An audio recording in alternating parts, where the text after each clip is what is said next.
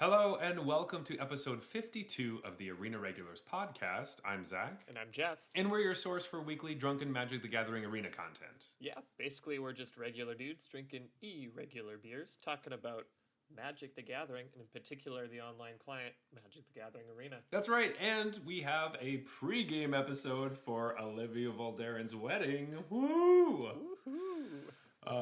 Because before you go to a party, or a wedding, if we can call a wedding a party, but you should pregame a little bit, right? My wife didn't like it when I called our wedding a party. I think for other people's weddings it's fine. That's true. Maybe not Olivia's wedding. She might be really pissed about it. If there's ever to be a bridezilla, Yeah, there could be some dire consequences there, I think, for sure. But first, each week we both bring a beer, we drink our own, then drink each other's, rate them on a scale of bronze to mythic, and choose the best for last. So with that, Jeff, what's on tap? All right, this week I brought Hills Vienna Lager. It's made at a brewery called Caledon Hills, which I'd never heard of before, so that's why I picked it up. Based on the can, it says it's a small family-owned brewery, and this is their first beer. So This is their first segue into the beer brewing, professional beer brewing market, I suppose.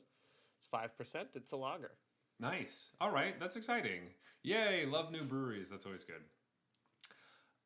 So I brought this week, it is a beer that's from Refined Fool, which we had done their Zane Lost His Avocado bag, I think. Right. They did that one, so they always have wacky names. And this one is called And Then Bernice Flipped the Canasta Table. A freaking Bernice, man. It is a East Coast DIPA, and it has a picture of like an older lady looking kind of crazy with some squiggly vertigo lines around it. And boy, is it crazy, because it is 8.2%. Woohoo! Oh, man. Oh, boy. Bringing the big guns, as usual, on accident. Yeah, mine's just 5. I don't know if I mentioned that, but... You did, but thank you for helping balance out the night, because otherwise it's going to get messy. And we gotta, we want to put a buzz on, but not so much so that we're going to ruin the wedding when we get there, right? Exactly. Exactly. We just need like a light pregame with, maybe some shots or something. But we'll definitely be doing shots. I think so. But anyway, this brewery, actually, I found out that it's in Sarnia, Ontario, but they started out as a backyard beer club, which is pretty cool. They have quite a few people that are part of their like directors or owners, so it was just cool to see. Oh, wow, that's like just like a bunch of friends brewing beer. Sounds really cool to me. Magic news. Hey Jeff, guess what? What? There's an arena open in December. Oh yeah. But guess what format? Historic. No. Standard. No. Well, I'm out of ideas. Oh, well, it's draft. What? Yeah. They had promised us a draft arena open, and it's finally coming. And, fun enough, it's on the same weekend as the Innistrad Championship. So, Magic that really weekend. Piques my interest. None of the pros are going to be there? None of the pros. Some of the maybe all the pros. I'm pretty sure Seth Manfield said he wanted to double queue. So, can I beat half a Seth Manfield? Probably not. No, it's not even going to be a close game. Yeah, I was just going to say, like, we might have a shot because, like, they might be preoccupied and that'd be helpful, but no, we'll have to see. But it does seem like a good weekend to take off work. It's going to be December 4th and 5th, I believe. So that's what I'm going to do, and just watch Magic while playing Magic and trying to win $2,000. That sounds great. Also, Jeff, did you see we got a preview card in our email? I know, yeah. Wizards sent us a preview card. They did, and it was just to us. Exciting. They didn't send it to anyone else. Well, I'm starting to lose faith in that, given that we haven't actually spoiled our card yet, and everyone seems to know about it. Yeah, I was waiting to. I was like, I thought that people would have to hear it from us, but I guess Jeff, do you want to? Yeah. Do you have our preview card up? Do you want to read it for everybody? Oh, I have it. Okay. This is Kaya Geist Hunter. Whoa. 3 loyalty, Planeswalker for 1 black white. +1 creatures you control gain Death Touch until end of turn. Put a +1/+1 counter on up to 1 target creature you control. -2 till end of turn if one or more tokens would be created under your control. Twice that many of those tokens are created instead. And the ultimate, the bar by which all planeswalkers are judged. Of course. -6. Exile all cards from all graveyards, then create a 1/1 white spirit creature token with flying for each card exiled this way. Wow. I just want to say thank you so much to Wizards for giving us this preview card and letting us announce it on our show. Yeah. Anyway, the real story is that Wizards sent that to everyone in their emails. But yeah, we're just on their mailing list. Yeah. It's because we did we gave them our email for the championship pick your champion thing. But I'm not gonna lie, I thought for a second that I just saw preview card and it's an email from Wizards. I was like, wait, really? Wait, That what? can't be. We didn't even try to get one of these. Anyway, so everyone got it. You probably got it too, but it felt really exciting for a moment. Even though I already knew they like decide all that shit way in advance. Too. Yeah. And like we would have been on the list of people that you're supposed to be seeing previews from. And right. Anyway, yeah, so Kaya. But you're welcome for your exclusive, well, pseudo exclusive preview card. Yeah, we only showed it to you a week after you've already seen it. All right, but Jeff, let's get into the nitty gritty, or the big picture. I mean, that's what I really want to talk about. Maybe the best place to start. What is this set all about? Yeah, so we're still on Innistrad. Spoiler alert, I think you already knew that. And it is Olivia Volderen's wedding, and we finally know who the groom is. Finally. Gosh. After all these guesses. And I know. We did guess a lot. Should we go through some of our guesses of who we thought the groom was going to be throughout the course? Yeah, of course. All right. Well, obviously, we first thought it was going to be Sorin, because that makes sense. That was one guess. Mm-hmm. Now, granted, the rest of them are very wild guesses, but, you know. Who was our second guess? I don't know. I think at some point I guessed it could be Arlen Cord. That would have been a fun one. Okay. Yeah, that'd have been interesting. Yeah, I think we talked about Teferi at some point, trying to figure out why he was even on Innistrad at all. I thought it was Klaus, for sure. I thought his death was fake, which I'm still holding on to, you know? Yes. Maybe he comes back in the party. We should make sure to scan all of the vampire cards to see if his face is in the background. Because I definitely know what he looks like. From Klaus Falkenrath, yeah. Just make sure you keep an eye out for Klaus Falkenrath. Yeah. I haven't seen the last of him, I guarantee it. I don't think so. He's just pretending to be a scarecrow. Deviously covered up. But yeah, so through all that, I think I made a couple more random groom choices that didn't make any sense. But it's another person that kind of makes sense, but not super. Jeff, who's the groom? Edgar Markov. Yeah. Soren's grandfather? Yes. So Soren's really fucking old. So then his grandfather is like the oldest. Yeah. I think he's one of the eternal or original vampires on Innistrad. I'm pretty sure he is the original vampire. Mm-hmm. Like he's the one who started he started his family and then that branched into all the other ones. And he's been sleeping in a coffin for 600 years. So. And he's getting married. Yeah. Anyway, let's just blow past that because I'm just excited to go to the party. It's going to be great. Yeah. But, Jeff, we have some new and returning mechanics that we're getting for this set. But let's start with the new ones because, why not? The old ones are old. The new ones are, new. Even the old ones have some new spins to them. It's true. Yeah. But let's start with the newest of the new. Okay. Training. So training is a mechanic. It's an aggressive mechanic where you put a +1/+1 counter on your thing with training if you attack with a creature with greater power. So for those that played any Guilds of Ravnica or Ravnica Allegiance, I can't quite remember, would everyone had Boros? I think it was Guilds. This is the opposite. So Boros had Mentor, where if this thing had Mentor and you attack with something with less power, it gives a counter. This is the opposite idea. Instead of the keyword Mentor being on the bigger creature, it's on the smaller one. Mm-hmm. And so Here's an example. Cloaked Cadet, 4 green for a 2/4 with training. And then it says, whenever one or more +1/+1 counters are put on one or more humans you control, draw a card. This ability triggers only once each turn. It, of course, is a human ranger. So the joke here is that you attack with this and a big thing, you get a counter, and you draw a card. Seems pretty good. Seems pretty good. What do you think of training? I think it is fixed Mentor. I was not a huge fan of Mentor when it came out, just because there always kind of became a point where you couldn't mentor anymore. Like, your creatures were just like, yep.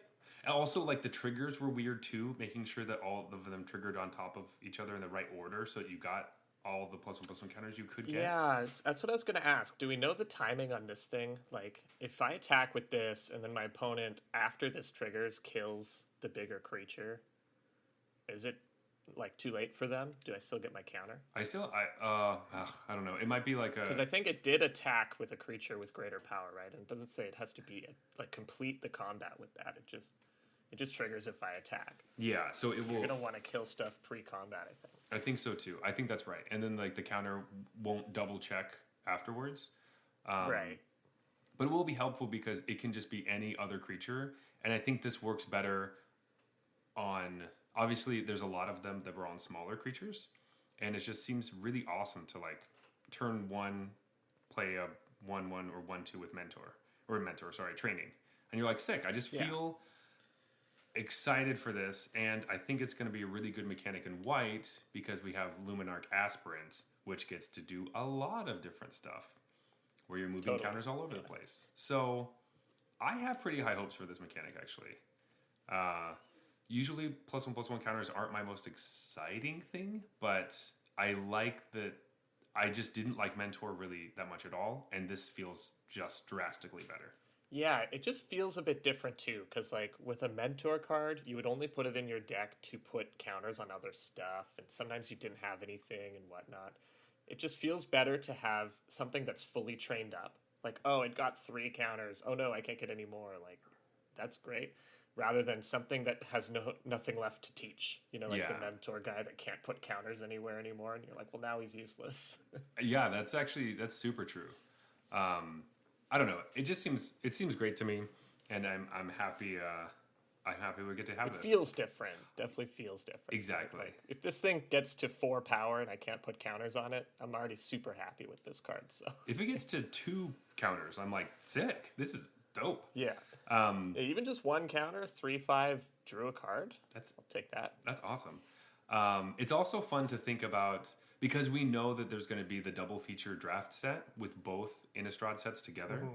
And so I want to see how training will work with Coven and vice versa. Yeah, that'll make for some weird stuff. It's like, am I supposed to attack and get the counter and lose Coven? Like, yeah, or is that how you gain Coven for your like Contortionist troop or something? Could be really interesting. Mm-hmm. So for sure. I'm excited for this. But the next mechanic is a controversial one, apparently. Extremely controversial somehow. Yeah, so this is Cleave. It's been the talk of the town. Basically, it is a card that has an effect that seems kind of narrow, and then there are brackets around a certain portion of it, and there are 2 casting costs. So the first one, you just play the spell like you normally would, and then the Cleave cost usually costs more and deletes every word that's in the square brackets. So as an example, we're going to use Wash Away, which is a single blue mana for an instant, and it says counter target spell that wasn't cast from its owner's hand. That's in brackets, that wasn't cast into its owner's hand. And it has Cleave for 1 blue. So this is our cancel variant for the set. And I don't know, I like this idea. I think a lot of people hate it. And some people really hate it. Really hate it. Like, a lot of people were upset with what is it?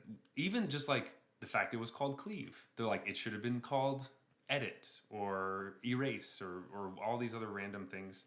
I'm like, I don't know. I think it's great to me.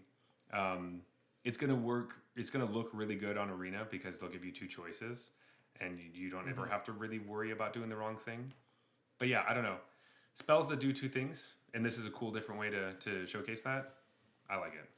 Yeah, so now that you mention it, this is all I'm thinking about. Like, why is it called cleave? I'm not sure I see the flavor. But It's because they're cutting out words. I see. They're cleaving out They're cleaving the out. things in brackets. That's a bit dubious flavor-wise. But yeah, like, when I first saw the mechanic, I was a little, like, wondering why they're doing this. Just because it seemed like it's really just kicker. But after seeing more of the set, you kind of understand that it is fundamentally different than kicker for a few reasons. Like, it's more akin to what you were saying, like modal cards. It's basically split cards that have some sort of relationship that connects them that allows them to write it in this specific way. So, for example, we have Path of Peril as well, 1 black black, cleave 4 white black, destroy all creatures, and then with mana value 2 or less. You can't write that as a kicker card because you can't change a spell that was double black to one that is now just single black with kicker. So it's like, it was a double black spell, but if I play the cleave cost, it's white black. It's not white black black, right? So there's no additional cost you could make to have that be your cleave cost.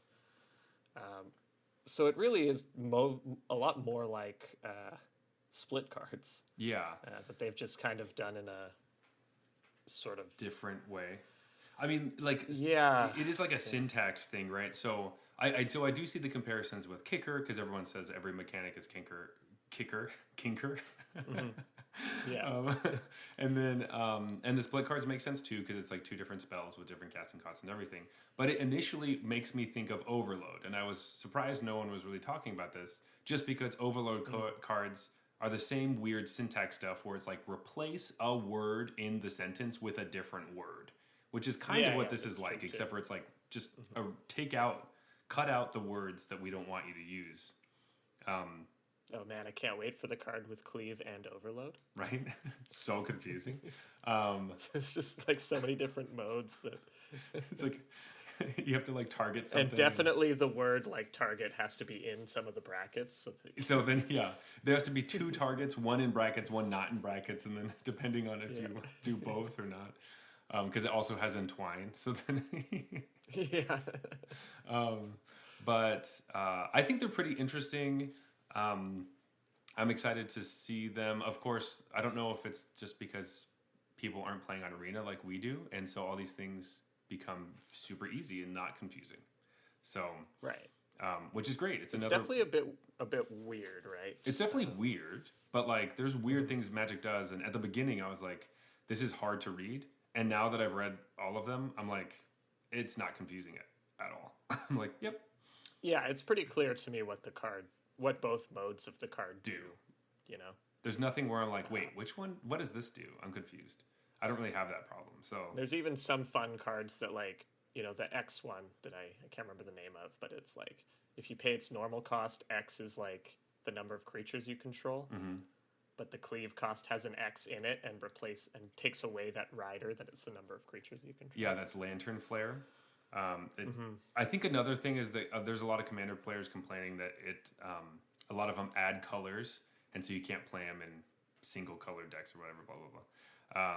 Which I'm like, whatever. I don't know. It's a blue-green card. I don't know. I don't know. What if they just printed a gold card that you can't play in every green deck? Like, I don't know. What does that matter? And so there's a lot of that discourse, which I'm like, why you even talk about this? Anyway, just don't think of it as a green card for Commander purposes. Right? Like, the fact that it has a green border is the only thing you're complaining about there. So I don't know why I brought it up because it frustrates me, but anyway. And one of these I think is super interesting is Inspired Idea, which is 2 and a blue for a sorcery. And it has cleave 3 blue, but it says draw 3 cards. Your maximum hand size is reduced by 3 for the rest of the game. That seems like a pretty fun card to me because you could 3 mana draw 3 cards. That sounds awesome, right? Yep. And then maybe that's well above rate. Yeah, and then having a lower maximum hand size could totally be great in that deck if you're trying to get stuff in the graveyard. So I don't know. I'm happy for it. I'm glad we have it. It's a new tool. I don't know if they're going to bring it back because I think people have to play with it before they start really being pissed off about it. But I think it's going to be Classic. I think it's going to be something that people will switch their minds about. And initially, they're complaining now, but when we go on through sets, they're going to be like, actually, I like that. That was cool. So When I first saw it, I was a bit dubious, but now that the whole set is out, I think I'm pro cleave. I think this will play out in a nice way. I think there are a lot of cards that I see that's like you're almost always going to play one of the modes like, way more than the other. yeah, But so the one thing about it is that, and this happens with a lot of those cards, right? Where yeah, that's just how split cards and kicker cards tend to work. or whatever, like and overload cards, it's like you're really just always gonna you put it in your deck so it would do the better version. Or in some cases with these, it's like no, you're playing it for the worst version because it's really cheap, and it does what you need it to do. So, or sorry, quote unquote worst version. But I'm excited for people to realize they were wrong about Cleave and come onto our side, because I was on board from the very first card I saw. I was like, fuck yeah, this is gonna be great. The one thing that was confusing me is a lot of the people that were complaining that it's just kicker are also people that like have talked about how they love kicker. I'm just like, so great. Like they're giving you a mechanic that you like. That's good. I don't know. Seems good to me. But anyway, let's stop talking about Cleave and let's move on to some other interesting new stuff. All right, next up we have blood tokens. So, Zach, the vampires did not get madness. I know. It's not their mechanic. I have, But they did get blood tokens. So let's look at our example. Gluttonous Guest, 2 and a black for a vampire, 1/4. When it enters the battlefield, create a blood token, and whenever you sacrifice a blood token, you gain a life. So what is a blood token? It's an artifact that you can pay 1, tap it, and discard a card and sacrifice it to draw a card. So it's kind of like, I think the first thing everyone will think of is a clue. I'll think like it's kind of a bad clue because it rummages instead of just drawing a card. yeah. But it costs half as much. But there's in that same vein of like clue, all the stuff they've been doing with the food and the treasure and the clues lately. It's another artifact token. Yes. I mean, how do you feel about them? I feel like I have kind of mixed feelings that aren't very strong. So it's going to depend a lot on the enablers. Like look at this card, for example. It gains a life when you sack a blood token. I expect to see a lot of that stuff because blood tokens are pretty bad. Like you said, this is so much worse than drawing a card, right? Creating a blood token is just, creating a clue is worse than drawing a card by quite a bit. And this is worse than creating a clue by quite a bit. How close is it to like scrying, do you think? Scry, because you get to, it's sort of like scrying, right? Because you get to get rid of a bad card and replace it with a good one. Yeah. But with this way, you would actually get to have it in your hand immediately, but you also have to have something to get rid of. Yeah, I would say like if this said ETB scry 1, it would be worse than ETB create a blood token, I think. Yeah, like on average. Yeah. I would say blood tokens are probably better than scry 1. Especially because I think they know that blood tokens aren't really strong. Now, just aren't very good. Right. To be fair, that's what we thought about Decayed Zombies last time, and in draft they ended up being pretty good. And there are, I don't know how many of them are uncommon or common, but there are a lot of cards that do other things with your blood tokens, most notably turning them into creatures. So yeah, totally. So that's where this mechanic's really going to pay off. Like it's a very synergistic mechanic. You're going to want your blood token deck, and you want to have your blood token innate creators and your blood token like payoffs. And this is one of, I mean, it does both because you do get a little bit of a payoff when you do those. I don't know how much gain life synergies are in the format, but just the fact that it has both on it is really nice. Yeah, I'm thinking right now of blood tokens as like this ability to sack them to loot is like backup plan. If I have nothing going on, I'll use my blood tokens for this. A little bit like attacking with decayed zombies. Like you never really did it. You just had them around, and they changed the game by giving you battlefield presence. I'm hoping that's what I'm imagining blood tokens kind of play out as. Like you're not going to actually sack them to rummage that often. You're mostly going to be using them as sort of battlefield presence. I think that's a good way of looking at it too. Because there are graveyard synergies and things like that, so it will be helpful to sometimes you do want to get things into the graveyard.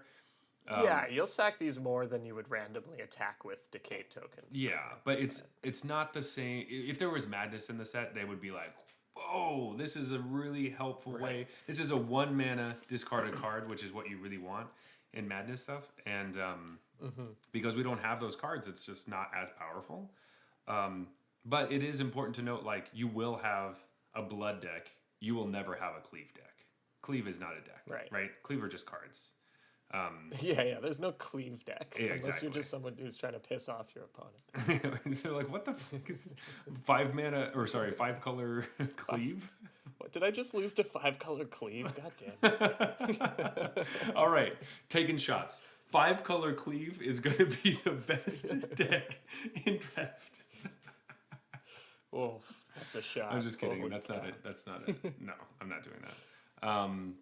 I think we'll have to see because there are obviously a lot of reasons why I think that these won't be good, but there's also a couple that make it like they could be pretty good. It's like you alluded to with the Decayed, though. Like, this is the type of mechanic that is always a little better than you think it is.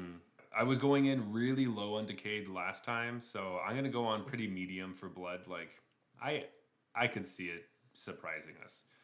And I don't think anyone's super low. I even remember the the first time I saw Clues, I was like, what the hell is that? I gotta pay 2 to like draw a card that sucks. And then you play with them, you're like, oh, Clues are pretty good. They're pretty good. It's just like kind of free. So The fact that it's like irrelevant, like it's an artifact on the battlefield, actually matters sometimes and stuff. And sacks, synergies and stuff. Like, it's just enough random little things that add up. Yeah, and if you have our preview card out on the battlefield, you could -2 and get twice as many blood tokens. Double your blood tokens. What? You can also give them Death Touch. Just kidding, they're not creatures, but they could be creatures sometimes with certain other cards. You could make it happen. Combos. But yeah, I don't know. It is funny that Modern Horizons 2 came out and there were a ton of cards that were specifically talking about treasure, clue, and food, and now blood is just going to be outside of that. Have blood. Yeah. That's for Modern Horizons 3, man. Exactly. Now they're going to have cards that talk about all of them, or they're going to give them a new subtype, which is a type of artifact. Anyway, let's keep moving on to some new mechanics for Arena. So we have an old mechanic that was from Dragons of Tarkir, but it's going to be on Arena for the first time, which is great because I think this is a really fun mechanic, and I'm happy to have it here. So this is Exploit. It's on creatures, and it says when this creature enters the battlefield, you may sacrifice a creature, and then it always has an exploit ability. So our example is Fell Stinger, which is 2 and a black for a 3/2 zombie scorpion with Death Touch and Exploit, and it says when Fell Stinger exploits a creature, target player draws 2 cards and loses 2 life. Oh, I love this card. This seems great. Yeah. I'm gonna try to play this in one of my constructed decks at some point. That's the shot I'll make. Yeah, well, because the great thing about Exploit is that you can exploit the creature that has Exploit. So because you can so you can just cast this as like Night's Whisper if you want to. Exactly. It's a sorcery speed one, but it's also a recurable one, so that's helpful. I don't know. This seems awesome. Yeah, totally. I've been playing some mono black control, and this could be a fun card with Blood in the Snow, just as a great target to bring back from the graveyard. Just something that's like, you know what? Not bad. This creature draws me cards right away. That's awesome. I'm gonna choose this card is very similar to like Muldrifter because you could evoke Muldrifter to just draw 2 cards. Yeah. Right? And this sort of has evoke if you want it to, but it has better evoke because if you have a crappier creature around, you can get rid of that instead. That's true.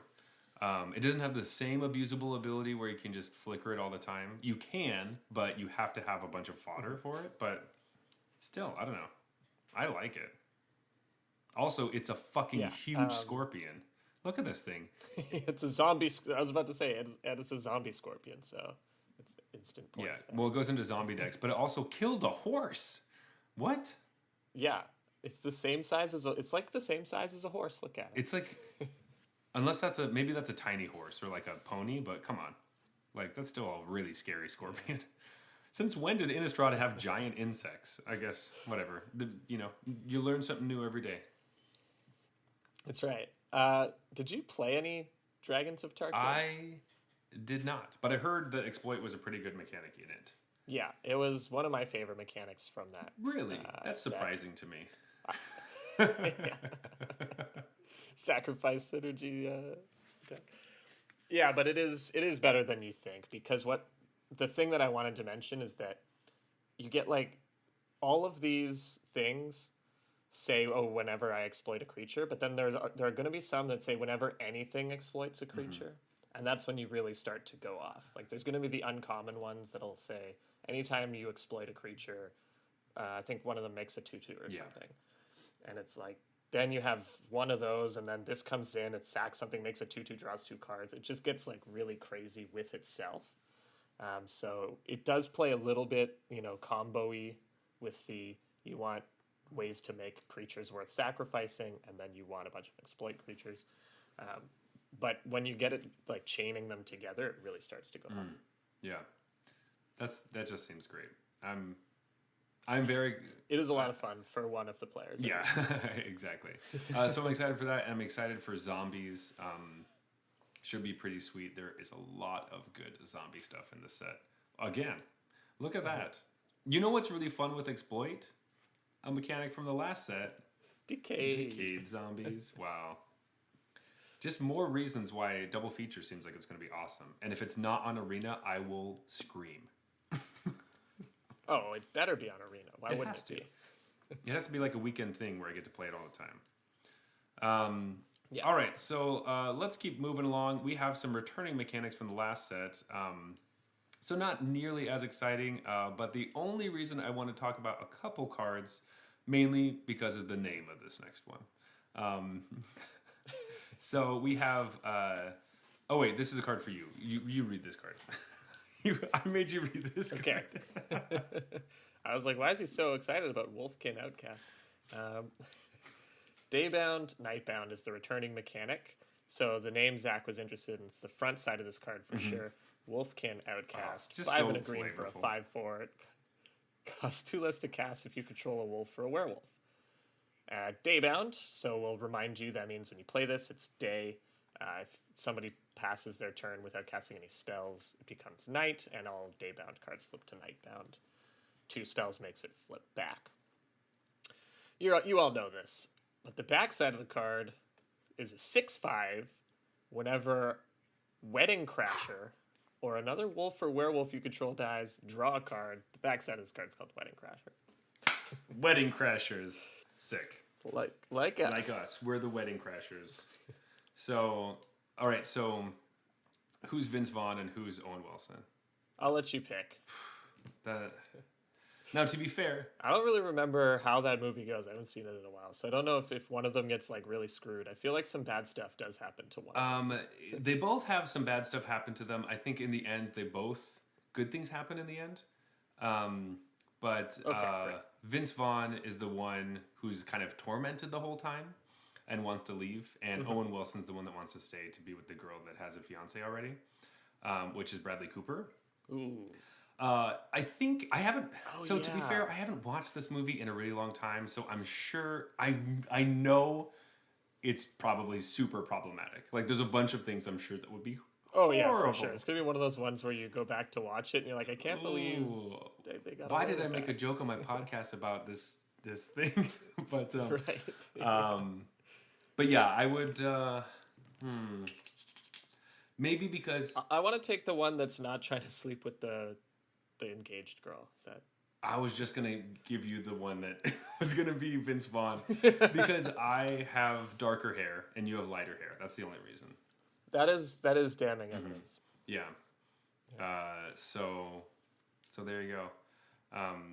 Who is it? Rachel McAdams, I think. And then okay. Who was the other woman that was? She was like. The whole joke is that she had sex with Vince Vaughn, and then she was a virgin, so then she's attached to him the whole movie, which is not... Oh, yeah, this is all coming back, as you say. Yeah, it's not the best. later you find out that she was just joking and she wasn't actually a virgin, and it was just kind of like this weird sex thing. I don't know. And they ended up having a good relationship later. But throughout the process, it's not as funny as it might have been when I was younger.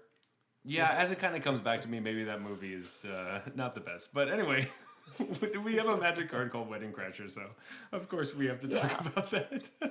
And Daybound, Nightbound has not changed. I just hope werewolves suck less in limited in this set than they Probably not in limited, but we have some heavy hitters. There's some crazy Daybound Night cards that are just like, what? Well, there's one bomb that's like, if you have this card in limited, like, you're winning. Like, there's no way you lose if this card gets played, I think. Probably. Maybe. Is that like the lady that is more powerful than anything ever? A dragon on her front side. Yeah, so this is this is Ava Bruck.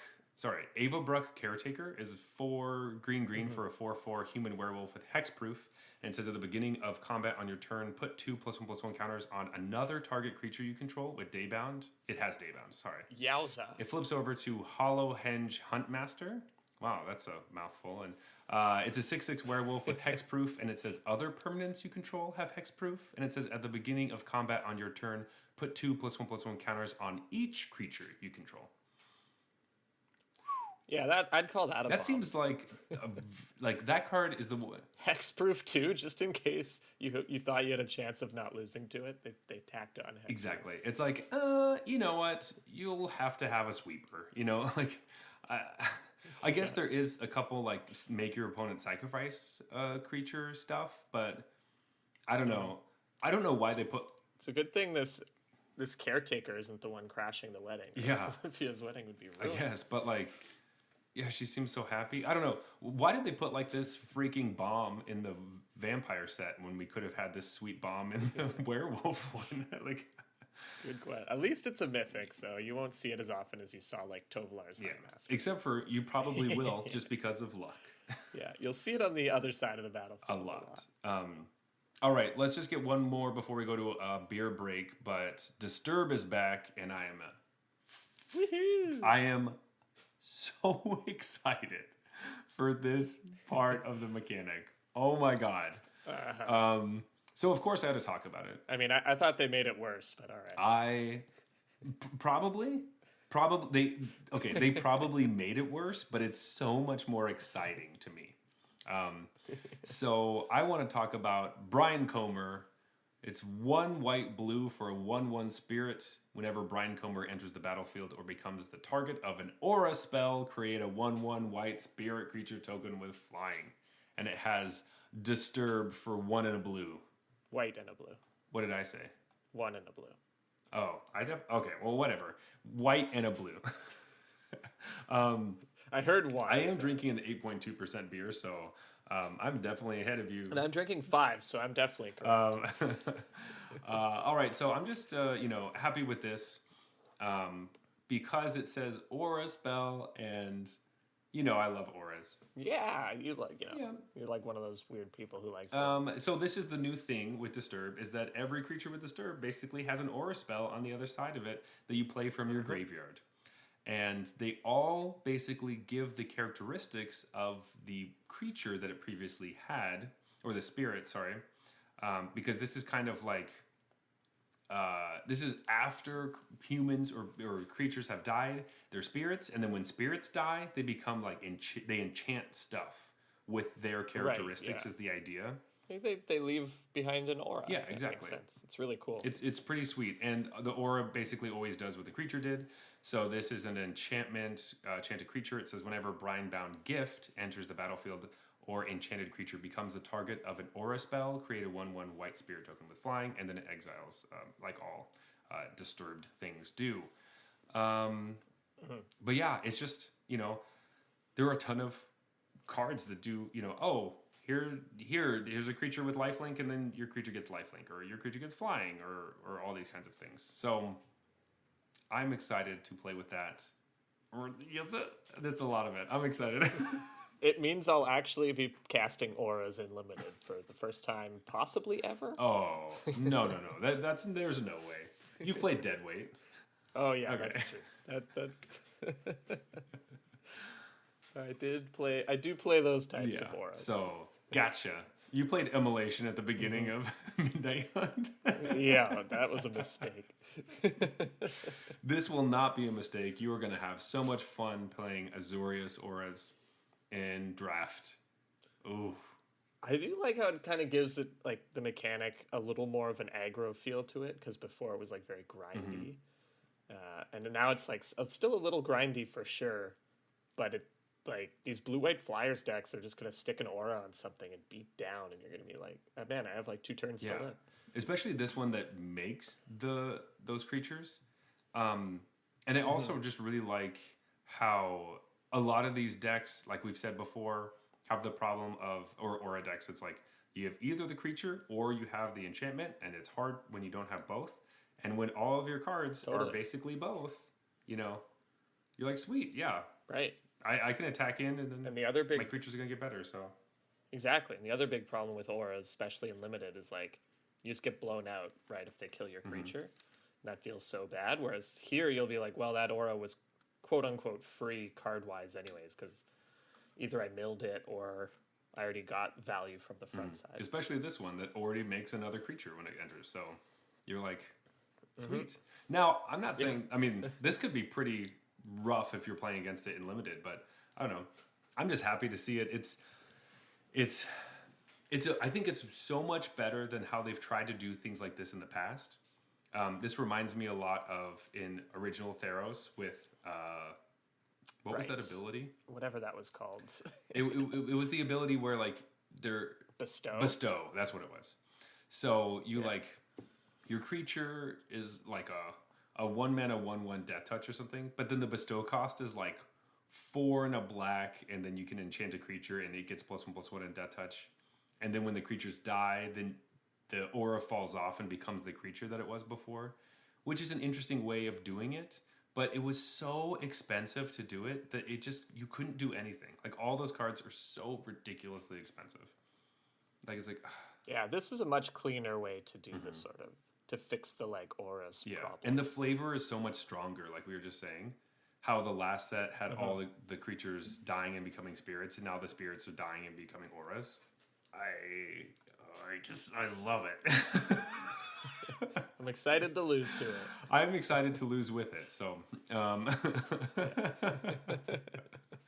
all right, Jeff. We got through all the mechanics, so I think we should keep on moving. Let's go to a beer break, and then we can get to some shots. Doing some shots. Can you tell I just had an 8.2% beer? Because I'm feeling it. Yeah.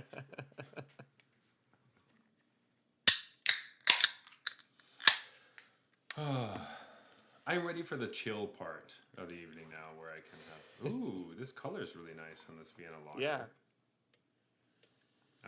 Sorry, I just meant a 5% feels appropriate for the time. I'm ready to flip the canasta table, so let's get to it. Yeah. Pull a real Bernice. Oh, Bernice. All right, so I was thinking about this. So, do you see Bernice in the picture there? Everyone, if you want to see what Bernice looks like, please find us on Instagram. However, I'm pretty sure Bernice is actually the name of Kindly Ancestor, which is the common white spell with Disturb. It has lifelink. Yeah. So from now on, that card is called Bernice, and she's knitting her granddaughter a cloak or a sweater. But yeah, I mean, I'm looking at the card now. You nailed it. That's Bernice, right? She's definitely flipped a canasta table in her life. For sure, yeah. Not as kindly as she'd have you believe. Not if you try to cheat her at the table. She will kindly slap you in the face. Oh boy. Anyway, I love that. I do wanted to say that the messages of hope in this set are really nice, right? Like the last set was a lot of like kind of brooding. We were seeing how slowly everything's getting darker and it's just getting worse and worse. And now we have a lot of these little, like, specifically with the white and blue cards with the spirit moments of like, oh, this spirit was looking after her granddaughter for so long, or there's like even a card with like a little baby in a cradle. Like there's some nice little things. You're like, oh, okay. Innistrad does have some little human touches. Like you can find them in little spots in between the monsters. One of them's like a mischievous kitten as a spirit playing with a ball of yarn, and then the other side is like the aura is the yarn, and it's called Cat-like Curiosity, and it's curiosity. I love that. I think that's so. It's great. It's so good. Like what a good idea with that. Just like I don't know. It is fun just to see the different ways you can play with what spirits could be, and this is a really fun take on how ghosts don't always have to be evil, which we already saw a little bit in the last set, but this was really exemplifies a lot of those characteristics of like these could be your ancestors looking back on you, so Totally. and protecting you, which is just a really nice idea. And I'm just imagining this kitty playing with a ball of yarn, and then Kaya runs in and just like vacuums her up, basically. Just like slashes the kitten in two. She has her crossbow, and she's just shooting kittens. Or like a kindly grandmother who's knitting and Kaya kicks the door. Bernice, no, watch out! It's Kaya. Oh, that's so awful. Oh, poor Bernice. That's so sad. Oh, God. Yeah, Kaya would have felt more at place in the last set, maybe, but... Yeah, maybe? I don't know. So, we wanted to talk about... Well, we wanted to take some shots, really, because it's a pregame. Taking shots. I tried to take a shot earlier, but didn't really work out super well. But we're going to take some shots right now. And when I say take shots, I mean talk about things that are very bold about the Magic world, a month in the future. We're not actually taking shots on the show. I know we drink a lot on the show, but I can't take just a bunch of shots. I'm getting too old Hey, for man, that. I feel like I'm taking shots with this 8% beer. But... yeah, I guess I already took my shots earlier, so now you can just do whatever I want. Like I'm just chilling. I just have my lager and I'm just chilling. Yeah, so I was thinking we just talk about a bunch of topics that caught our attention from the cards that have been spoiled. Do you know what caught my attention? You know what freaking caught my attention? WotC and their fucking terrible names. Why can they not make a Golgari card without the word old in it? Come on. What is this? Yeah, so obviously you're referring to what, old Rutstein? Yeah, old... Rootstein? Rutstein? I don't really want to... There's 4 possibilities. Should I read the card? Rootstein. Yeah, I guess. I'll read the card. So it's Old Rootstein is 1 black-green for a 1/4 human peasant. When Old Rootstein enters the battlefield or at the beginning of your upkeep, mill a card. If a land card is milled this way, create a treasure token. If a creature card is milled this way, create a 1/1 green insect creature token. And if a non-creature, non-land card is milled this way, create a blood token. So just like a weird mill guy. And he just like he's got this big pack with like a weird lantern on him. And he's kind of doing the thing from Resident Evil 4 where he's like, look at my goods. And he's opening his jacket, he's like, look at my guns. Come look at him. Which... Flawless. In any case, he just reminds me of old Sticky Fingers and old Gnawbone from the last 2 sets. Yeah. This is just a... WotC. Like, come on. Who's the old... Is that the shot you're taking? That the next set will have a legendary creature named Old Something with green in its cast? Yes. I'm taking that shot. That the next set, like maybe the next year, will have that. Especially in Kamigawa, because there's a bunch of, like, that's the new world. Maybe, oh, yeah. They have to do it there. They're going to have some weird old sensei dude, probably. So, 100%... 4 times in a row, we're going to get an old green card, essentially. Not necessarily Golgari, but green. It will be old something in Kamigawa. But holy crap. Come on, WotC. Like, what's going on? And this is nothing compared to old Sticky Fingers, So yeah. It's like they're going downhill here.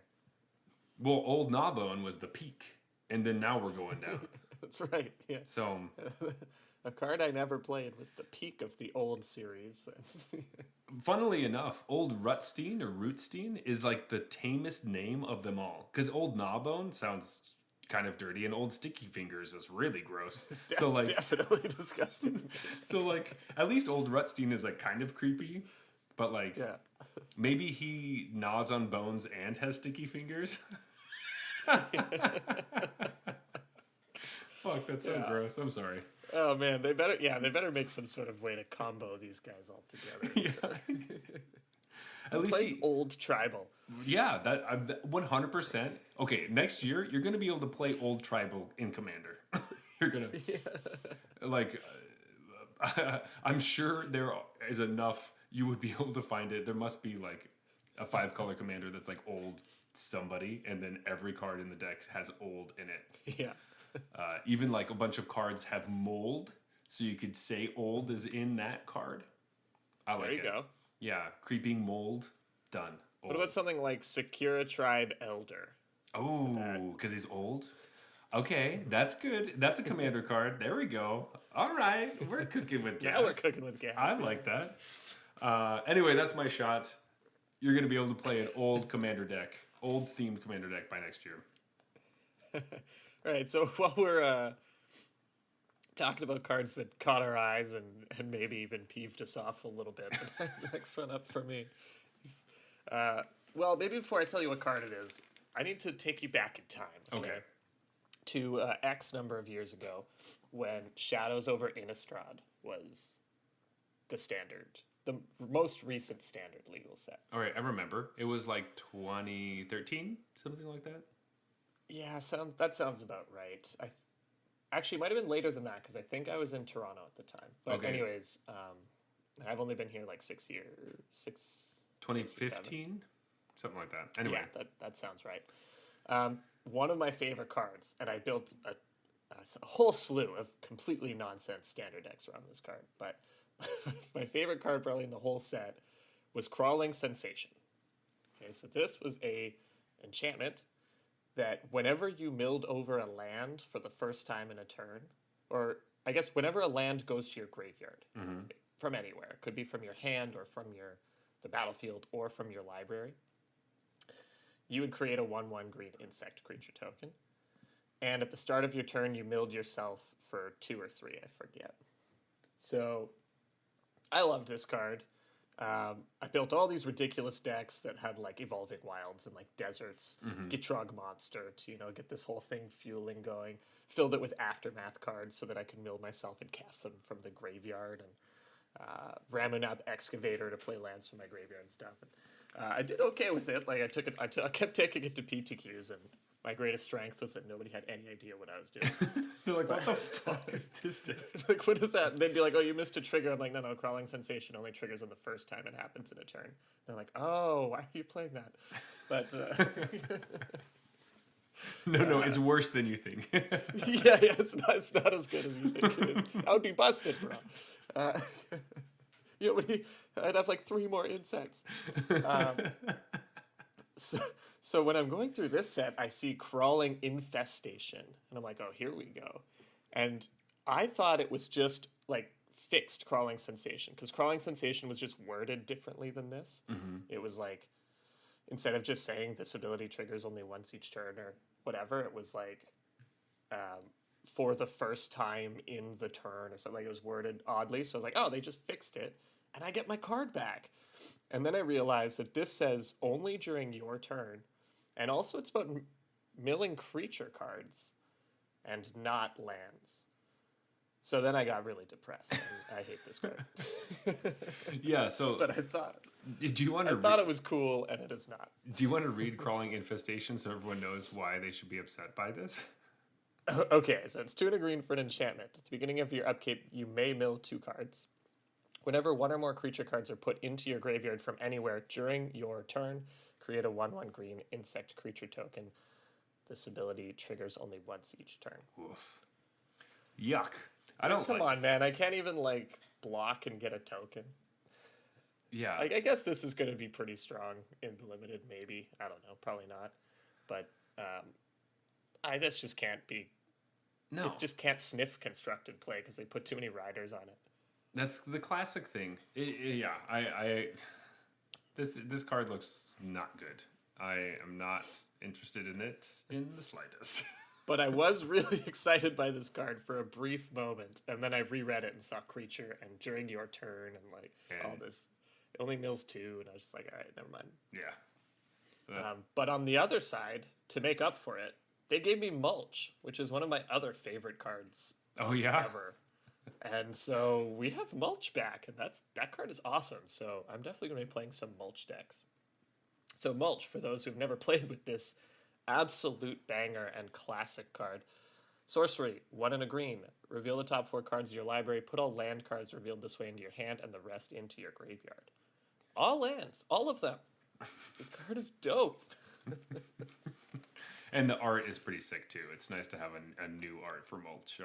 The only problem with mulch is it doesn't combo with crawling sensation because it doesn't put any of the lands in your graveyard. You got to take them off. Oh, that's so funny. Yeah, so I went from super bummed about crawling infestation to super psyched about mulch, and now we're in gear. I'm going to be trying to make a mulch deck work for the entirety of its stay in standard. Yeah. I did want to mention that this set, a lot of people talk about how guns don't belong in Magic because it's not fantasy. However, there are certain cards that do show guns in Magic. So if you go back to like Portal 2 and stuff, you'll see that. But we do have a chainsaw, which is coming out in this set. I don't know if we've had a chainsaw before. Technically, it's called a rip saw, but we have an equipment called Spiked Rip Saw, which is a chainsaw. And I'm just like, what is this? It's a fucking big ass chainsaw. It is. It's cutting a tree. So I guess that it's for forestry, really. That's why they have it. Yeah. It's not really about fighting monsters. It's just about forestry because it's 2 and a green for an equipment that has equip cost 3, and the creature that is equipped to it gets +3/+3. But then whenever the creature that is equipped to it attacks, you can sacrifice a forest, and then the creature gets trampled, which makes sense because forestry, you cut down trees, and then you get stronger. Clears the way to charge. You could run faster, I guess, because there's no trees in the way. So yeah. Anyway, but like, hey, for all those people, the lore fanatics out there, getting mad about guns, well, we got a chainsaw now, so getting closer. Where do you draw the line though? Like, is cannons okay? Is that? There's a I ton. feel like we've seen cannons and castles and stuff. There's a ton of cannons, like dragon fodder. There's like, we've seen a bunch of cannons before, for sure. It's kind of just a big ass gun. Yeah, it's gunpowder, right? I mean, what powers this chainsaw? Like gasoline, probably, or something. Geist fluid is what it is, something like that. I don't know. It's hand crank, man. Yeah, it's just a hand crank. I think it is actually. Holy shit! Wait, no, you're right. Is it? Yeah, look in the picture. There's a hand crank. Holy crap! You were to the spot on. There you go. Yeah, it's just never mind. There's no. It's just a crank.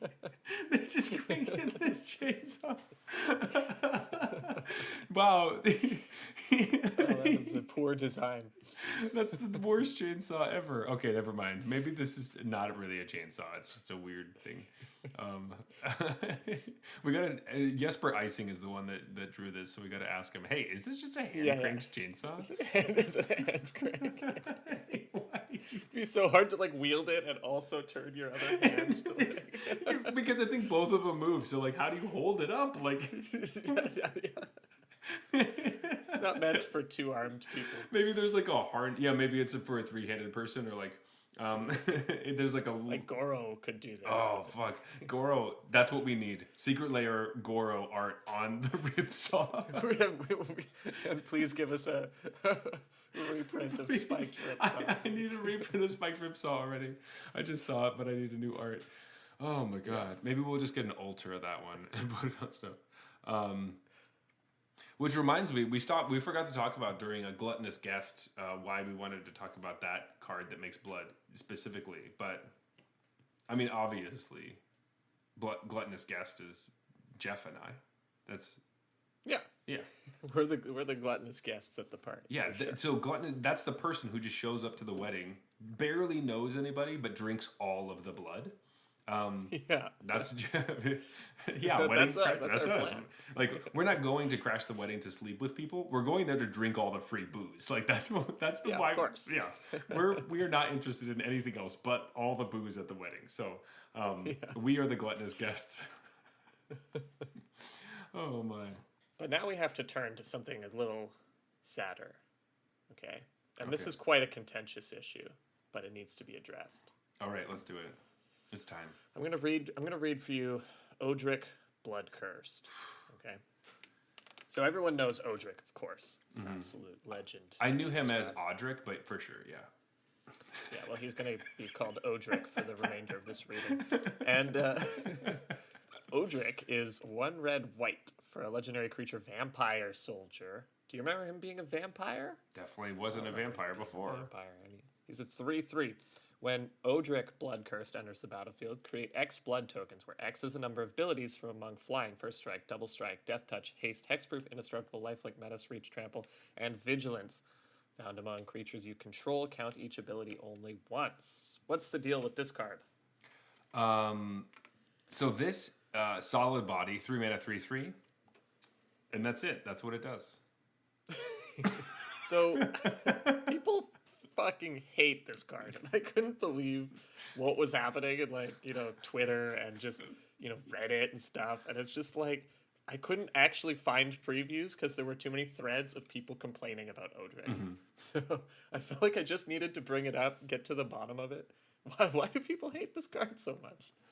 I mean, it's bad. It's definitely bad. Yeah. I think what it is that, were you a big fan of Audric? I don't know who that is, but... you know who it is. Were you a big fan of all the other Audric cards?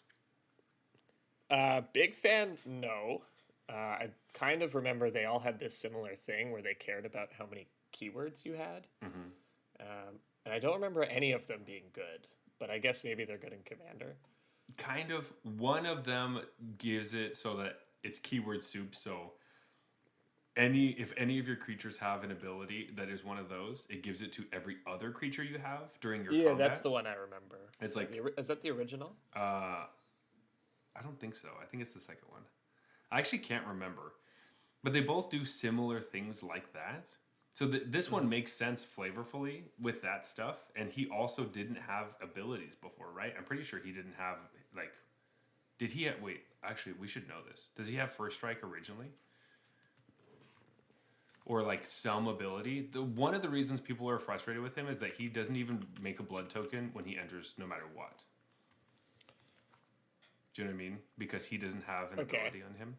Yeah, okay, so the Master Tactician is the... Oh, can you freaking...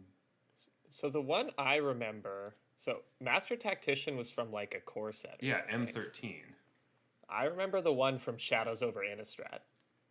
Okay, so the first... And that's the one you were talking about. It's just a 3/3, and it gives all the... Whatever ability you have, it gives it to all your creatures. It's keyword soup. And the first one, it makes it so that it has First Strike, and then you get to decide who blocks if you attack with enough creatures. So you control that combat. One's not even keyword relevant, I guess. Yeah, it just has First Strike. It's just combat centric. And so some people are mad this one isn't good enough or combat centric and blah, all this stuff. I don't know. They all seem pretty bad to me. So when people blew up, how could they make Odric so bad? I'm or Audric, whatever. Yeah, it doesn't matter. I'm just he's always been bad. What are you talking about? Exactly. That's the thing. He's not good. The one thing that you should be upset about with this card is that where's the love to Skulk? What's going on? Why don't you get a blood token for Skulk creatures? I know. That was what's devastating for me is man, they're telling us that they're ditching Skulk. Honestly, what's going on? But no, I don't know.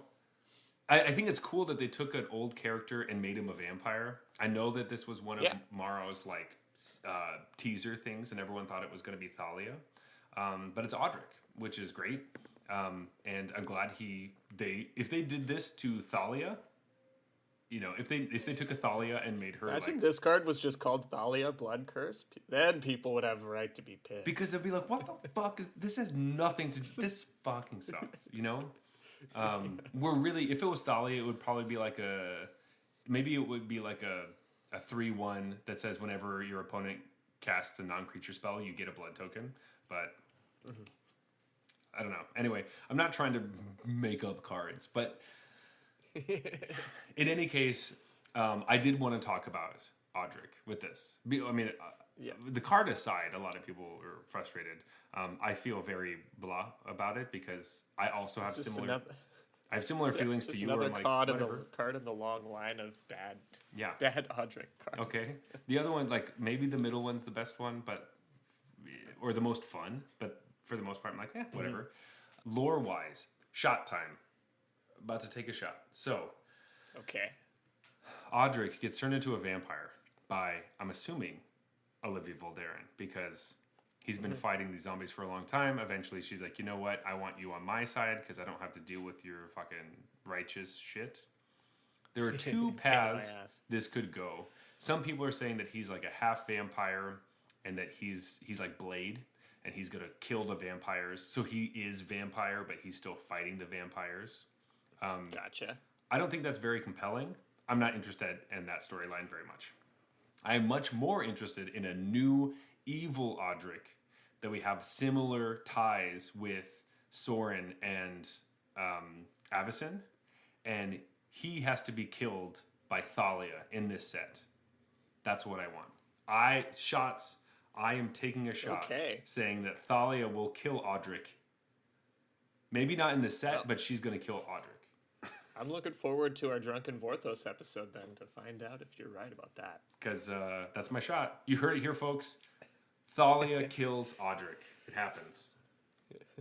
Is this going to drop like the day after they release the story where that happened? No one will ever believe me. All right, so I wanted to take a shot. And you've taken two, and I've taken none. I've taken so many shots. Jeff, I'm so ahead of you. The pregame is a little lopsided here. Yeah. So I'm going to read a really important card next. Okay. Markov Purifier. All right. This is 1 white-black for a 2/3 lifelink. At the beginning of your end step, if you gained life this turn, you may pay 2. If you do, draw a card.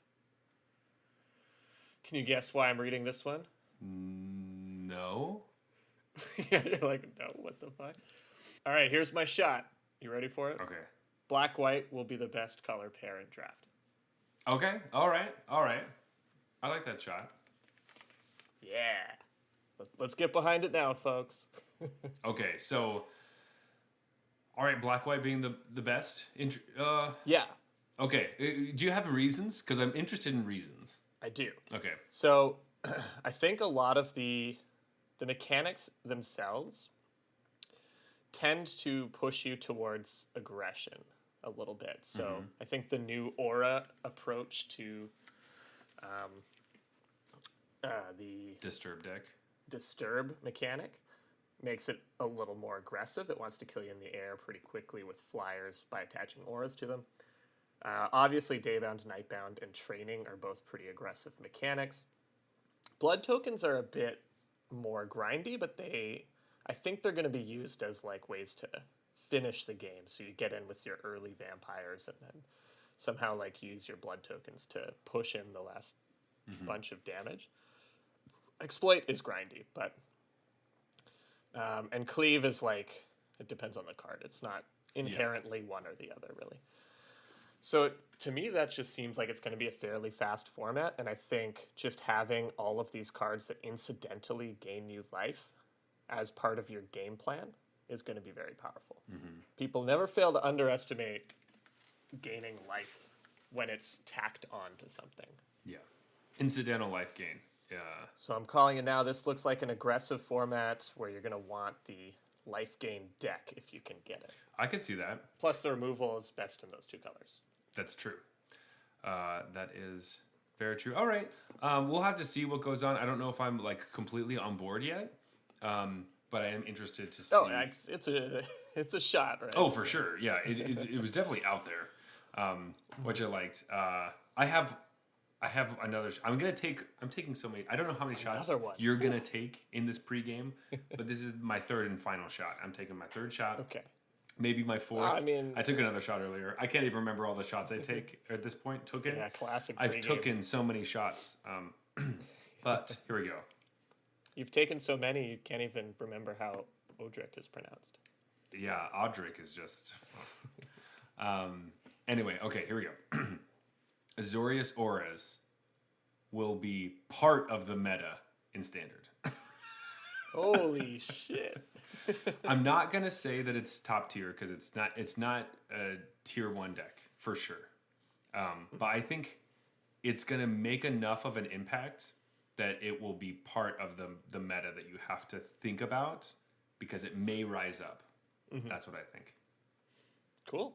So, I mean, that's I my hope shot. you're wrong, but it's gonna be I'm gonna build that deck, and it's gonna happen.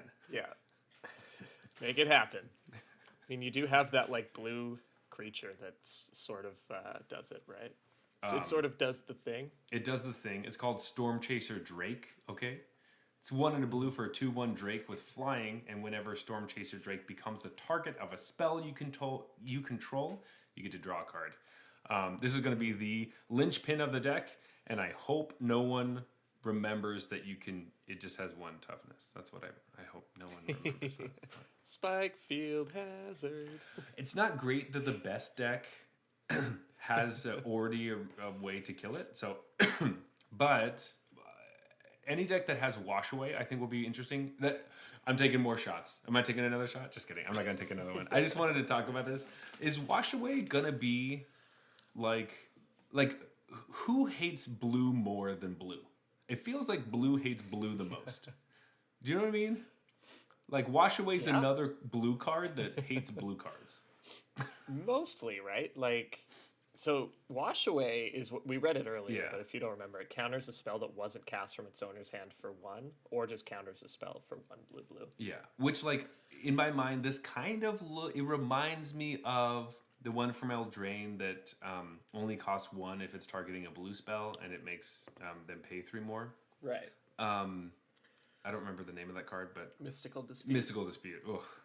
Anyway, it kind of reminds me of that because this card immediately made me think of Alrund's Epiphany, which obviously Alrund's Epiphany just means because of this card existing, it means they'll just have to be off by 1 mana because they won't want to play into it. So maybe they'll have to wait an extra turn and just play Alrund's Epiphany from their hand. So that's not exceptional, but it does have that feel of like, hey, what are all the foretell cards being played right now? Blue. Disturb cards. Blue. You know, it's just like blue. So I was thinking of this chord, like, this just made me think of Noriyuki Mori's deck, because all I want to do is play Paolo, make you pay 2 more for your card, and then counter it for 1. That's amazing. Yeah. Wait, I love that so much. This card's gonna be great. I think Wash Away is gonna be awesome. And I was just thinking about it when I saw it spoiled, and there's a lot of stuff like if Showdown of the Scalds finds its way back into the meta game, that's a thing. Anything with flashback, obviously, or disturb. Again, that's mostly blue stuff at this point, but you never know. Exactly. The Paolo synergy is my favorite one. I just want to play blue-white and just tempo you out And like with this card and flyers. And then obviously having like a cancel at worst means, just like you were saying with Mystical Dispute, like a lot of the time you just disputed stuff for full cost because you're like, well, it still counters their spell. Like, I know it's not a card I would play if it didn't have the reduction clause, but it's still fine. Yeah, and it could be spots. main deckable just to make sure that people don't get their memory deluges off from the graveyard. So Totally. like when you only have 1 land open, like pouring 7 mana into this flashback spell just to like get it nuked by this Wash Away, or I guess get it washed away by this Wash Away. The art on the card makes it kind of look like Alrund and the birds are in it. You know what I mean? Like it already makes you think of that true. card. So. Yeah, that's obviously the most obvious one. Is by the time Alrund's is, if they're casting it from their hand, you can probably cleave this, and if they're not, then you had this. So. Exactly. But anyway, man, I am So tired from all the shots I've just taken. Jeff, do you have any more shots? Yeah, I had another one. You brought us into the realm of standard. Mm-hmm. And so I alluded to this earlier, and now I just want to make it official. And I'm going to say that Tribal will be infiltrating the standard metagame after this set. I think I want to say there will be at least one tier 1 Tribal deck and at least one tier 2. So like one that you'll see all the time and one that will pop up and be good, and maybe a good metagame choice if the circumstances allow for it, but not, wouldn't be considered one of the best decks in the format. And that leads me to one of the cards I'm just so happy to see in the set, which is Voldaren Estate. Okay, so we've been complaining, at least I have, for a while, about how they just make tribal lands so bad these days. Like, what was the one that was the party land? Oh, God. And it was just offensive how bad it was. It like entered the battlefield tapped, and then you had to like pay one to filter mana with it for party cards. Yeah, it was base camp. Yeah. Like, why is this card so bad? Like, were they worried that party decks would run rampant across the adventures metagame? And like no, party decks are not going to do that, even if they have a good land. But Voldaren Estate is a land, tap static colorless, or you can tap it and pay a life to add one mana of any color for vampires. Or you can pay 5, tap it, and create a blood token, and that costs 1 less for each vampire you control. Like, finally, we're looking at a land that can just cast all of the vampire spells, whenever they want it. They have to pay a bit of life, but still, it's like a City of Brass kind of thing, which is not the worst. And then extra, late game pushing power coming from your land is always huge. So, finally, a good land. So I guess I could even amend my shot, take a sub shot, and say that the tier 1 deck will be vampires. Okay, all right. I like that shot. The tribal thing. Vampires will be tier 1, and then either like zombies or spirits or werewolves or something will be tier 2. Yeah, I'm gonna say it's probably zombies, but I am on board with this shot for you. That's great. I don't think it's gonna be vampires. I do like this land. There are some cool vampires. We might have to do a deeper dive into that later on as things progress. Maybe we'll do like. Plus, don't forget Florian is a dope card. He doesn't have a home yet. But. That's true. Florian is very cool. I think the newest vampire that I like the most is like the red one from that mythic cycle. The Cemetery Gatekeeper. The Cemetery Cycle. Yeah. That's a good card. Yeah, so Cemetery Gatekeeper is 1 in a red for a 2/1 vampire with first strike. And when it enters the battlefield, you get to exile a card from a graveyard. And whenever a player plays a land or casts a spell, if it shares a card type with the exiled card, Cemetery Gatekeeper deals 2 damage to that player. That's a beating. Yeah. Lands. So does this mean Evolving Wilds is more important? Because if you turn one... Or do you not want to play Evolving Wilds because then your Cemetery Gatekeeper could get you? Yeah. Well, I mean, with the Cemetery Gatekeeper, do you play Evolving Wilds so you can name land? I think it's still too much of a drawback to have to not play 1-drops, right? That's true, because you do have Falconwrath Pitfighter from the last set is the Savannah Lions, which I've wanted to play. So a little bit of random vampire upside. Yeah, so you get to sacrifice vampires and draw cards, but I don't know. This card seems awesome. The whole Gatekeeper, not the Gatekeeper, the whole Cemetery Cycle seems pretty sweet. Yeah, but this one it seems unreal to me. It's just it is. It's surprising to me that the cemetery creatures are so strong, while being locked in the cemetery isn't strong at all. Like, it doesn't matter. Yeah, that's just because you get owned by whatever's in there already. Yeah, but like in draft, like if you get locked in the cemetery, you're fine. Like, you don't actually die or anything. But in this set, it's like, no, if you're in the cemetery, there's some scary things there. Like, oh yeah, for sure. it's great. But anyway, we will be talking. Maybe all those things everything that got locked in the cemetery turned into one of these things. Oh shit! they trained up because they were bored. So you're saying that the cemetery desecrator is the guy from Locked in the Cemetery? Yeah. Oh yeah, he's the guy that got locked in the cemetery. Holy shit. And he was saying that he wasn't a zombie, but he was a zombie. Oh gosh. Anyway, I think those are our shots, right? I feel like I took a lot of shots today. Yeah. I only took like 2. But... I took like 4. It's fine. You know, I just got to make sure we all like balance out. It's like good. You know, it's all good. Yeah. Just in case nobody was counting. But I am pretty stoked for this wedding, and I can't wait for this set to come out. I have to work all weekend, which I'm pretty pissed about, but I'm going to be playing it every other chance that I get. Doesn't your boss know that there's a wedding you have to go to? You should just tell him, sorry, I have a wedding that I have to go to. I got a wedding. I can't come into work. Sorry, it's a vampire wedding. So they will come to my house and suck my blood if I don't go. So, you know. Yeah. You know, I gotta go. But anyway, I think there is a film. There's a little video that's going to come out on Thursday that will be, the day this episode comes out. There's a film that you already watched. Right now, go check it out. Go look at the little short film that was made to be hyped about the set. A lot of people are saying this, but I think this set is very exciting for...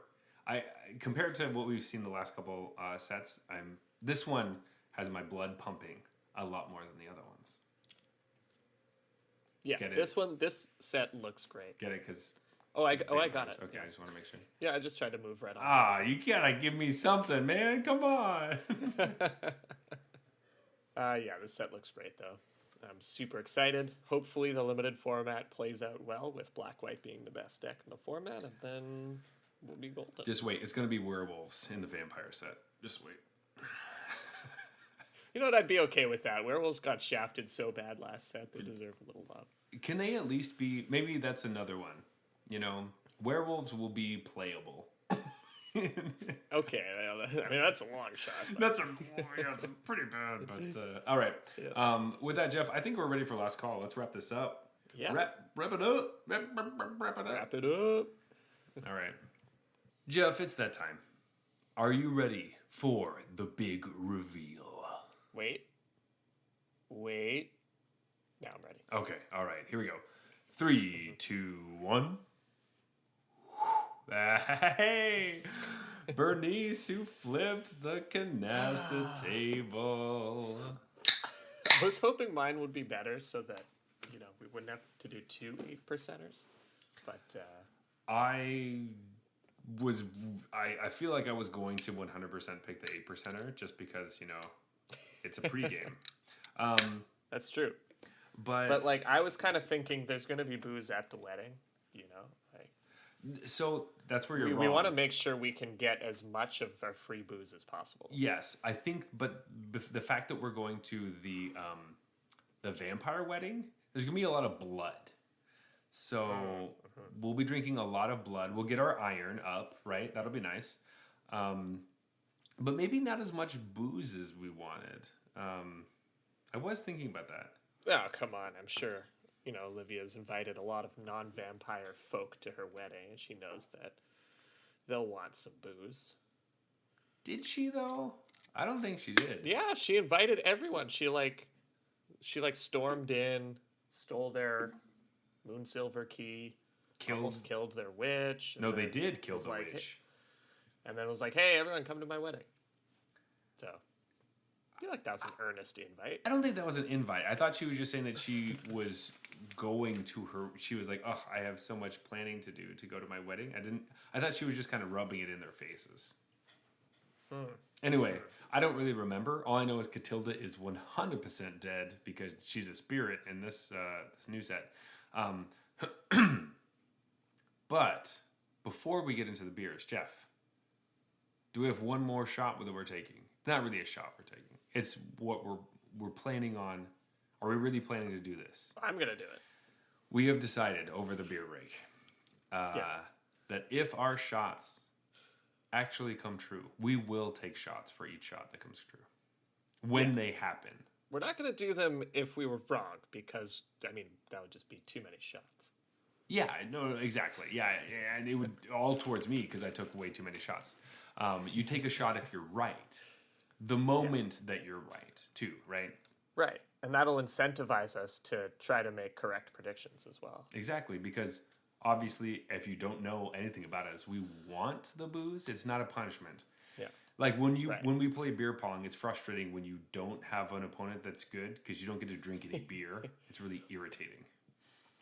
You know, when I spent some time in Europe, and it felt like the European drinking games, drinking was a reward, and in American drinking games, it's where it's the punishment. So it's just kind of opposite philosophies there. But I need to go to Europe. Enjoy those European drinking games. Yeah. Yeah, if you remember any of those, we should play some of those sometime because I would be on board. Oh, there's a really good one. It's great for camping, but it needs teams because it involves kind of. Yeah, but 4 people. It was right. Great. That's enough. That's 2 Well, teams. yeah, we can make that work. Yeah, right. Anyway, Jeff, let's talk about the beers that we brought this evening and the one that won. But first, of course, we have a rating system for our beers, and they are the tiers in Arena. Think on that. Yeah, that's nice. We do want to remind you that this has no reflection on how you are doing in Arena. If you are in whatever tier you're in, that's great. We just like to rate beers this way because it's fun, but we're not saying these things to you for being in whatever tier you're in.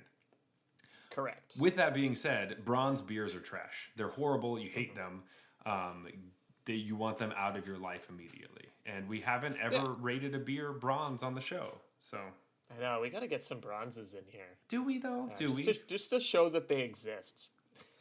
I don't know if I want to subject myself to that, but if you... Yeah, we were talking about this recently. It's like we've never had a bronze on the show, and that's because you encounter them in the wild, and then you never want to drink them again, so we don't bring them on the show. Yeah, I know exactly which ones they are, and I specifically avoid them.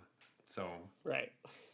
But for those listening, it's been a year and there have been no bronze beers. They do exist. They do. All right, silver. These are macro brews, or basically nothing going on. They're just kind of plain. Yeah. Gold beers are fine, but you don't really think about drinking them again. Platinum, kind of the reverse edge of that coin. It's solid, and you do think about them. You would drink it again. And diamond is exceptional, and you would recommend this to one of your friends. Right. And mythic, these are the best of the best. You would recommend them to pretty much anyone. Somebody's at the store, even sniffing in the area around this beer. You're going to be like, hey, whoa, you need to get that one. Yeah, so let's talk about Bernice, our kindly visitor. What's her name? What is that card called? Ancestor. Ancestor.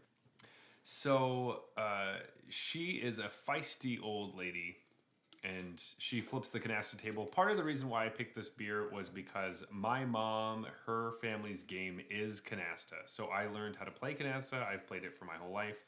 And I'm a big fan. It's probably one of my favorite non-trading card games. Okay. So that's part of why I was like, oh, absolutely, I gotta take this. I don't even know what it is. I think I'd had heard of it, and it's like canasta, right? It's a card game. I knew it was a card game, but yeah, it's all I know about it. It's like a team-based pile-taking game, kind of. At some point, I'll teach you how to play at one point because it's really fun, sure. and you play with teams, so it's best with 4 people. So, euchre. So it's not really like euchre because it's not a trick-taking game. This is like you're working together to complete a set of something.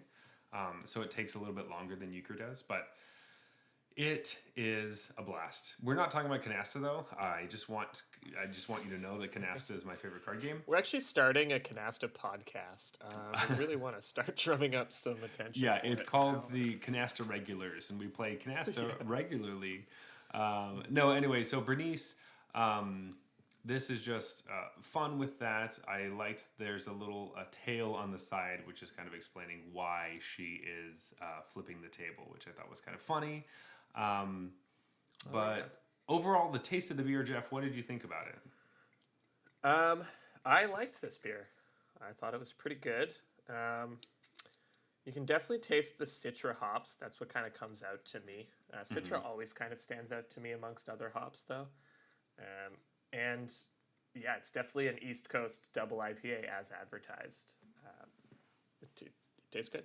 I think, honestly, my first sip was kind of like, I don't know if I liked that. And then as it slowly came over me, it was nice. I don't know if you noticed through the whole show, obviously, but like, this made it for me, honestly. I would definitely drink this again.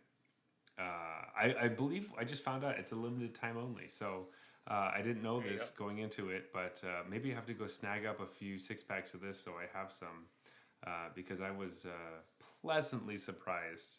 I liked this quite a bit. Yeah, so one thing I'll say is that this is boozy, and it doesn't try to hide that. Like, no, you take your first sip and you're like, whew, yeah, that's 8%.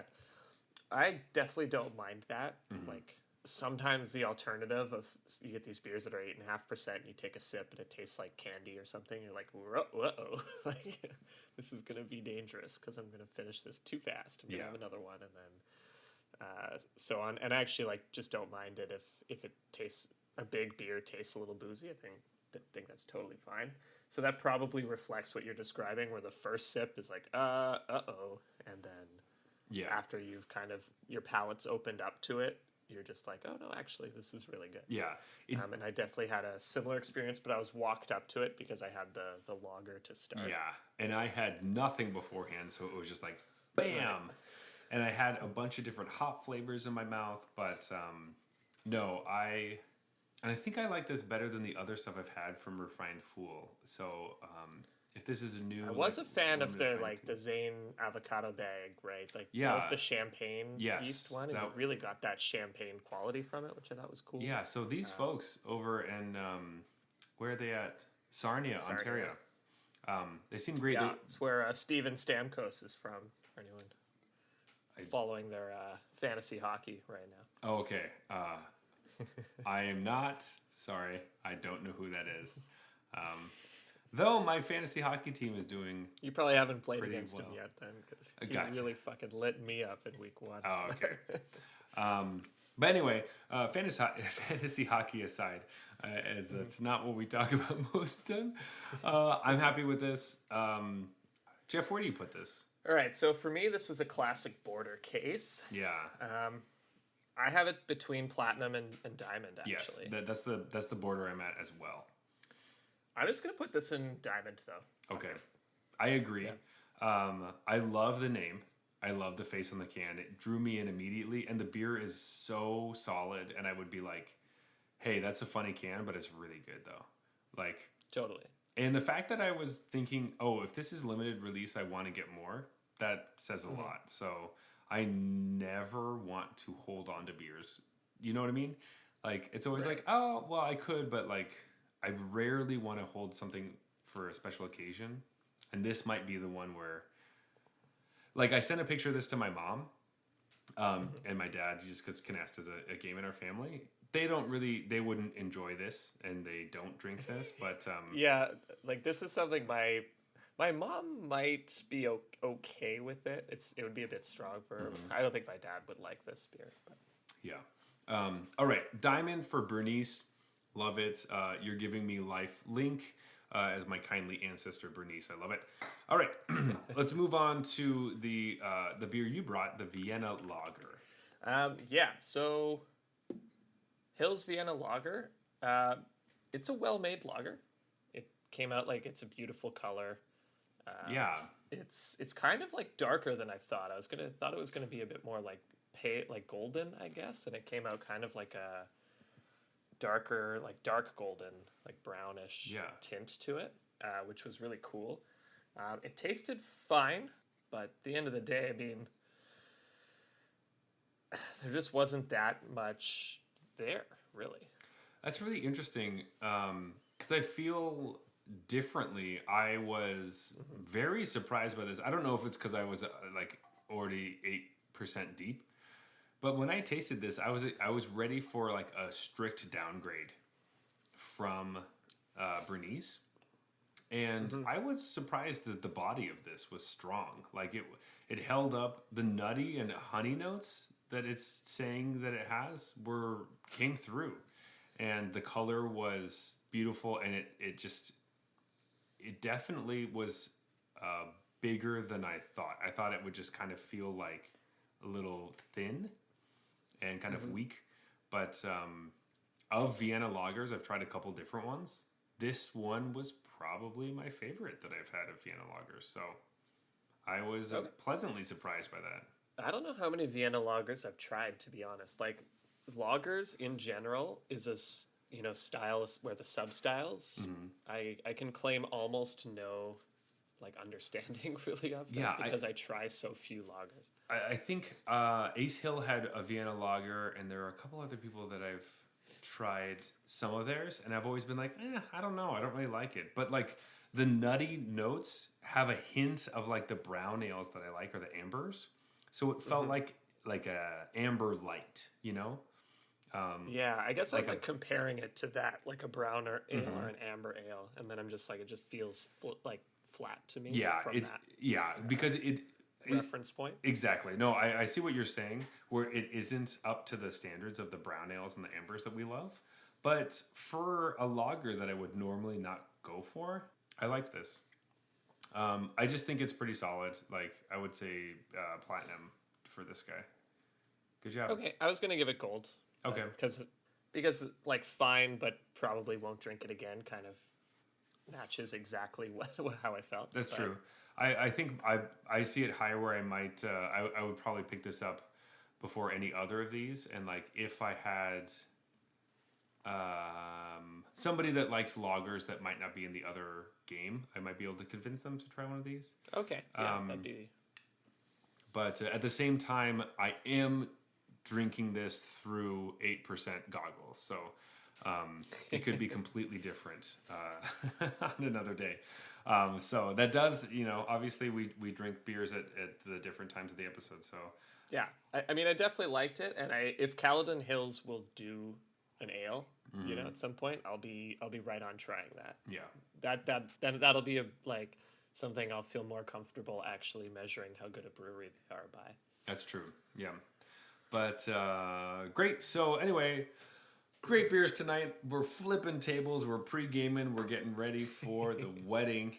But before that, it's closing time already. Oh, so sad. Oh. What a fun episode. This was great. I had a great time. You can always reach us at Arena Regulars on Twitter and Instagram to give us beer recommendations, or just talk, or do whatever you want to do. Yeah, explain to me what I'm missing about Vienna lagers, how I'm being a dunce here, and I'll keep my eye out for all of the tasting notes you recommend. Also, you might find us on MTG Arena. Our username is Arena Regulars Podcast. We might be playing Blue White Auras in Standard, apparently, so look out for that. Probably because I think that the deck's not going to use very many wild cards. So, also, whenever I make that deck list, I will be posting it to the places. So if you're interested in playing some jank, come hit me up, because I'll be getting that out there. If you want to talk to me about how you think Azorius Auras is trash, I would love to block you on all social platforms. So find me at Zulberg on Instagram and Twitter. That's ZeulBerg. But Jeff, where can they find you? I just want to say, first of all, that I've tried that so many times, and he's never once blocked me, guys. I'm really trying to get blocked, but it's not easy. So, you got to be pretty persistent. I'm on Twitter as well, Blues Brews MTG, BLUESBREWS MTG. And please review us on all the places that you can review us. Mainly iTunes, Spotify, Stitcher, all the places that you follow us. Make sure you are following us or you're listening to us. Find us on YouTube. We will have some more stuff this month, so keep an eye out for that. And we would like to hear your feedback. This has been the Arena Regulars, reminding you... Zach, I don't think we have time for this, man. What? We're going to be late for this wedding. Oh my god. Oh, okay. We got to go. Good night.